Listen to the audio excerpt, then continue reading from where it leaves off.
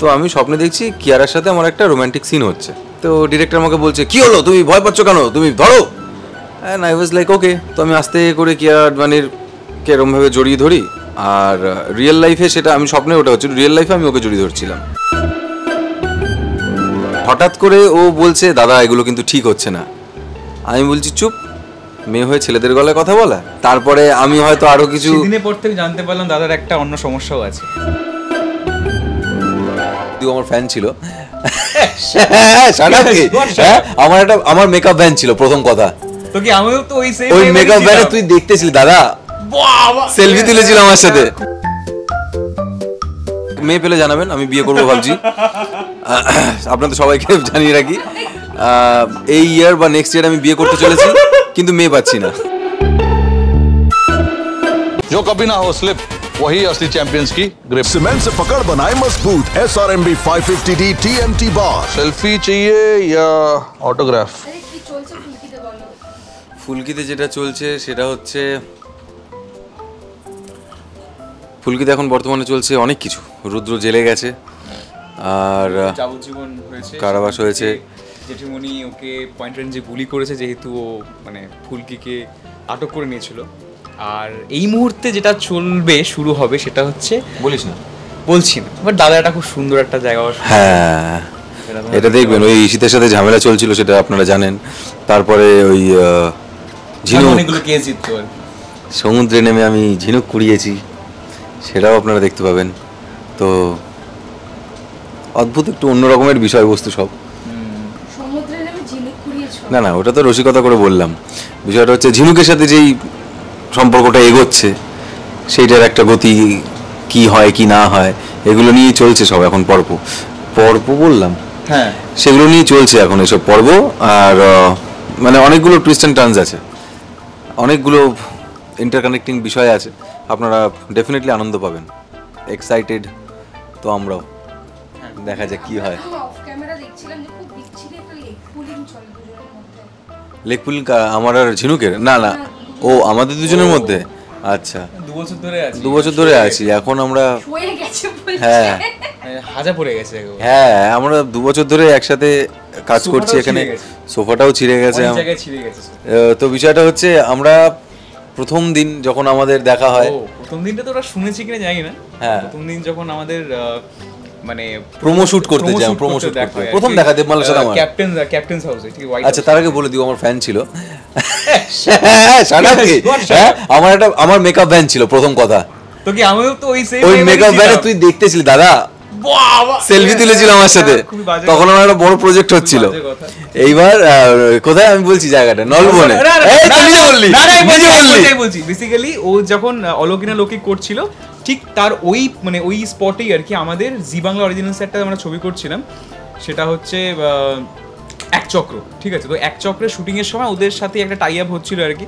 তো তখন অমিতদার সাথে দেখা করতে গেছিলাম, তখন রিদিস চৌধুরীর ব্যাপার স্যাপার ছিল, তোমার একটা এইটুকু গাল এরকম করবোটা ব্যাপার এসেছিল।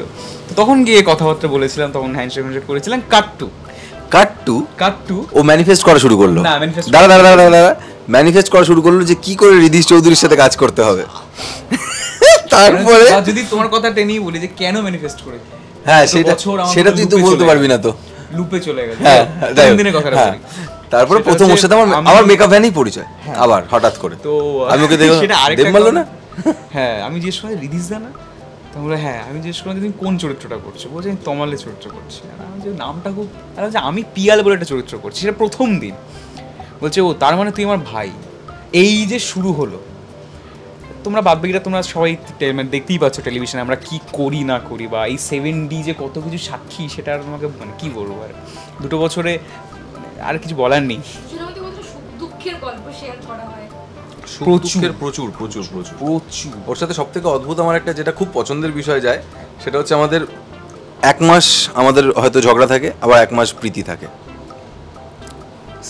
সিজনাল ব্যাপারটা যেটা আমার, হ্যাঁ এটা খুব ভালো। At the end of the day I have a loads of love and respect towards him. Me two. হ্যাঁ, এবার আচ্ছা বুঝতে না না ওইটা থ্যাংক ইউ। ওই মিটু না। একবার কি হয়েছিল, এটাও বলে দেবে নাকি? বলে দাও। হ্যাঁ ওই সেই তোমার বাড়ি পাবে। হ্যাঁ, আমরা এখানে শ্যুট করেছি, শ্যুট করে অনেক রাতে। না আমি বলছি ওটা হচ্ছে অর্পিতাদির আর স্বর্ণর রিসেপশনের পর। তো সারাদিন শ্যুট করার পর রিসেপশনে যাওয়া হয়েছে, ওখানে গিয়ে অনেকটা রাত হয়ে গেছে আমাদের ফিরতে ফিরতে। আমরা দুবার গেছি। প্রথমবার গেছিলাম অ্যাজ ক্যাজুয়াল একটা ড্রেস পরে গেছি, এদিকে সবাই এত সুন্দর সেজে এসেছে। সাথে সাথে আমরা ওখান থেকে ফিরে এসে আবার গাড়ি বুক করেছি, জামা টামা কিনে টিনে তারপরে রাত্রিবেলা লোকজন আওয়াজ দিচ্ছে, ই মা হ্যাঁ এটা কি পুরো, আর সবাই ওখানে অনেক বড় বড় এসেছে আর আমাদেরকে ভিখারির মতন দেখতে লাগছিল অনেকটা। তো তখন আমরা আবার ড্রেস চেঞ্জ করে আবার গেছি। ওর বাড়ি থেকে যাওয়ার পর বিয়ের বাড়িতে যেরকম হয় খাওয়া দাওয়া করেছি, জল টল খেয়েছি। খাওয়া দাওয়ার পর যখন ফিরেছি তখন রাত্রি বাজে 2টো। তো তুই কি শুধু খাবার খেলি? আমি শুধু খাবার খেয়েছিলাম। আরে জলের কথাই বলছি, জল। হ্যাঁ তাহলে তো আলাদা। হ্যাঁ কিনলে বিসলারি ওইগুলোই ছিল। যাই হোক কন্টিনিউ। হ্যাঁ তো ওগুলো খেয়ে আমরা রাত্রি 2টো নাগাদ ফিরেছি। তো আবার পরের দিন সকালবেলা 7টায় কল। না সেদিন কল ছিল না, তারপরের দিন 7:30টার সময় আমাদের বড় অ্যানিমেল সিনেমাটা দেখতে যাওয়া ছিল। আমরা টিকিট কেটেছি তার আগে। হ্যাঁ তো ওকে তখন 4টে বাজে, 4টের সময় দাদা বাড়ি থেকে ঘুমিয়েছি। কি মনে হলো বাকিটা বলতে পারবো না। আমি বলতে পারবো, আপনারাও মজা পাবেন। তো কি হয়েছে, আমি হঠাৎ করে স্বপ্নের ঘরে দেখছি আমার ফেভারিট হিরোইন কিয়ারা আদবানি। তো আমি স্বপ্নে দেখছি কিয়ারার সাথে আমার একটা রোমান্টিক সিন হচ্ছে। তো ডিরেক্টর আমাকে বলছে, কি হলো, তুমি ভয় পাচ্ছ কেন, তুমি ধরো। And I was like okay. তো আমি আস্তে করে কিয়ারা আদবানির কেরমভাবে জড়িয়ে ধরি। আর রিয়েল লাইফে সেটা, আমি স্বপ্নে ওটা হচ্ছে, রিয়েল লাইফে আমি ওকে জড়িয়ে ধরছিলাম। আর হঠাৎ করে ও বলছে, দাদা এগুলো কিন্তু ঠিক হচ্ছে না। আমি বলছি চুপ, মেয়ে হয়ে ছেলেদের গলায় কথা বলা। তারপরে আমি হয়তো আরো কিছু দিনের পর থেকে জানতে পারলাম দাদার একটা অন্য সমস্যাও আছে। তো এই একটা ব্যাপার। কি সমস্যা আছে? এই যে আরে ঘুমের ঘরে সমস্যা, আমার ওরকম সমস্যা নেই। না ঘুমের ঘরে স্বপ্ন দেখে। এবার তারপরে আমি চমকে উঠেছি, তারপরে হঠাৎ করে ও চমকে উঠেছে। এবার আমি না ঘুমের ঘরে দেখছি কিয়ারা আদবানির গোপ কবে হলো। তারপর আস্তে করে চোখটা খুলে দেখি পিয়াল। তুই কোথা থেকে এলি, আমার স্বপ্নটাকে ভেঙে দিলি। এটা রিয়েল লাইফ হয়েছে, আই সোয়ার। তারপর এর সত্যি, তারপর আমি অনেকগুলো সংস্কৃত শ্লোক ওকে শুনিয়েছিলাম ভোরবেলা। হ্যাঁ ও বললো। তারপরের দিন মানে সেদিনই ভোরবেলা আর কি 7টার সময় আমি আর দাদা হাফ প্যান্ট পরে স্যান্ডো গেঞ্জি পরে অ্যানিমাল দেখতে গেছিলাম আমরা। তো এরকম অনেক ঘটনা আছে। ফুলকি থেকে অবভিয়াসলি একদম। হ্যাঁ ফুলকি থেকে প্রচুর কিছু পেয়েছি। ফুলকিকে ভুললে চলবে না। ফুলকি অনেক কিছু দিয়েছে, অনেক কিছু দেবেও আশা করছি, অনেক কিছু দেবে আশা করছি।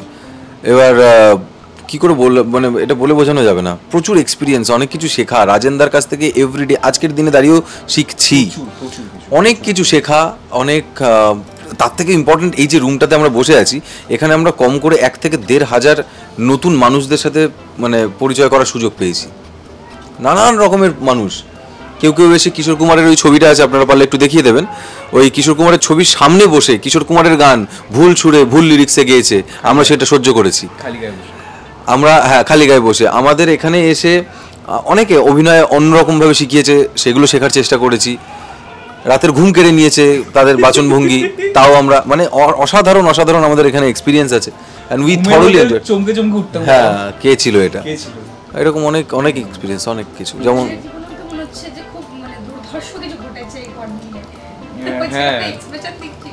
মানে এই 2 বছর ইট ফিলস লাইক 2 সপ্তাহ নয়, ঝাঁঝা করে আমার এরকম চুটকিতে 2 বছর ফিলই হচ্ছে না, এতটাই। আর ভগবানের কাছে কোটি কোটি ধন্যবাদ, যেরকম একটা কাজ করার সুযোগ পেয়েছি। আর যেখানেই যাই লোকজন চিনতে পারে, স্পট করে।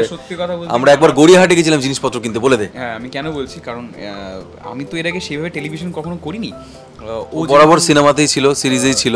তো তারপরে ও যেহেতু ওরা বা অভিষেক দা, তারপরে হচ্ছে সুদীপ দা, অর্পিতা দিরা প্রত্যেকে যেহেতু মানে প্রপারলি টেলিভিশন করে এসেছে দীর্ঘদিন ধরে, ও তোমাদের 20 বছর ধরে টেলিভিশন করে বা অভিনয় জগতের সঙ্গে যুক্ত। তো টেলিভিশনটা আমার ফুল ফ্লেজড এই প্রথমবার। আমি একটা জিনিস নোটিস করি যে টেলিভিশনের যে দর্শক বা এই যে সংখ্যাটা, এটা বিশাল বড়। মানে আমরা যখন গড়িয়াহাটে গেছিলাম অর্পিতাদির বিয়ের শপিং করতে, তখন গড়িয়াহাটে ভিড় হয়ে গেছিল রীতিমতো। মানে ভিড় হয়ে গেছিল, যেই দোকানে আমরা ঢুকছি সেই দোকান, অন্য দোকান থেকে লোকজন চলে আসছে। তখন রিয়েলাইজ করলাম যে this is going something massive. In fact আমার মনে আছে 1-2 জন এরকম বলছিল যে তারা নাকি সান ফ্রান্সিসকো থেকে নাকি তারা ফুলকি দেখে। মানে এটা অবাক কাণ্ড, মানে আমরা ভাবিই না কখনো। না লামাটা ছিল না সান ফ্রান্সিসকো, ওটা অন্যরা ছিল। হ্যাঁ তো মানে এটা বিভৎস ব্যাপার, মানে এটা সত্যি মানে বাড়াবাড়ি হয়ে গেল না। ভালো বলে। আমার সাথে শ্রীর সাথে এসে ভদ্রমহিলা কথা বললো, তাহলে আমি তখন অন্য দোকানে ছিলাম। তুমি ওই দোকানেই ছিলে? ছিলাম। হ্যাঁ, তুমি পাশে একটা মেয়ে দেখছিলে। তো মেয়ে দেখুন, আমার বিয়ে হয়নি। আচ্ছা বাই দ্য ওয়ে, মেয়ে পেলে জানাবেন, আমি বিয়ে করবো ভাবছি। আপনাদের সবাইকে জানিয়ে রাখি, এই ইয়ার বা নেক্সট ইয়ার আমি বিয়ে করতে চলেছি, কিন্তু মেয়ে পাচ্ছি না। ও হাউদাস করছে ওই মেয়েটার কথা ভেবে। প্লিজ করবেন ওই যে কি বলছে, কি বল আরেকবার বল প্লিজ, ওকে বল।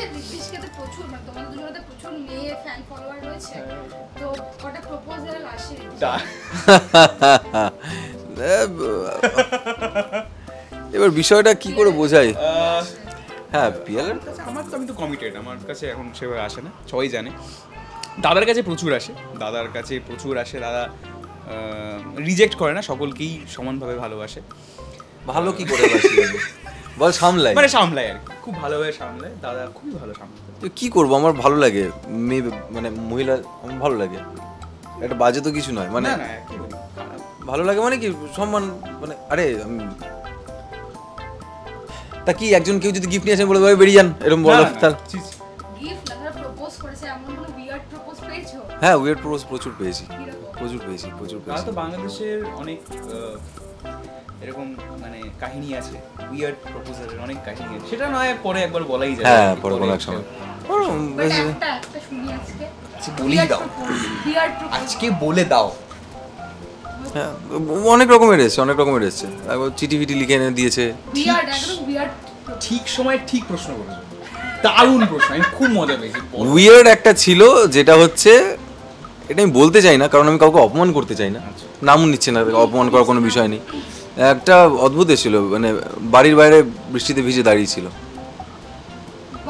মানে সেটা অনেকদিন, হ্যাঁ অনেকদিনই।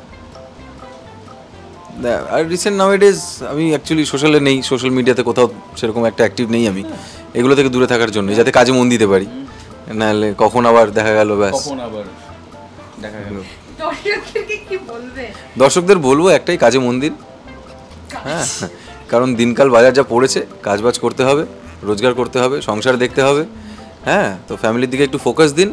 ঘর জ্বালানি পর ভোলানি হয় কোনো লাভ নেই, পর জ্বালানি হয়ে লাভ নেই, ঘরের দিকটা একটু খেয়াল দেওয়াটা মানে আমার মনে হয় বেটার। রোজ ফুলকি দেখুন, হ্যাঁ। আমার এটুকুই বলার আছে, ঠিক আছে? কিছু বলার নেই, আপনারা আপনাদের মতনই থাকুন, কিন্তু ফুলকিটা দেখুন, ঠিক আছে? তাহলেই হবে। একদম। আর মন দিয়ে কাজ করুন, যেটা বললাম। হ্যাঁ কারণ কাজ যদি না করেন তাহলে আপনি কি করে রোজগার করবেন, সংসার কি করে চলবে? সংসার চালাতে হবে, কেবিলের টাকা দিতে হবে, বা ডিশ টিভি বা যেটা ইন্টারনেট রিচার্জ করছেন, যেটাই করছেন না কেন, সেটা তো রোজগার থেকে হবে। কাজ করুন, রিচার্জ করুন ভালোভাবে মন দিয়ে, এইচডিতে বড় একটা টিভিতে ফুলকি দেখুন, জি বাংলায়, সন্ধ্যে 7:30টায়। এখন ডাউট আছে, 2 বছর হয়ে গেল ভাই, 7:30 এটা বলো না, মারবে। 2-3 রাত জেগে কাজ করার পর এরকমই অবস্থা হয় একটা মানুষের। 7:30টায় আপনি দেখতে থাকুন ফুলকি, আর সোম থেকে শনি। টলিউডের latest update, gossip and entertainment পেতে সাবস্ক্রাইব করুন শুধুমাত্র সিটি সিনেমা, আর ফলো করুন সিটি সিনেমার Instagram, Facebook, Twitter and ShareChat page.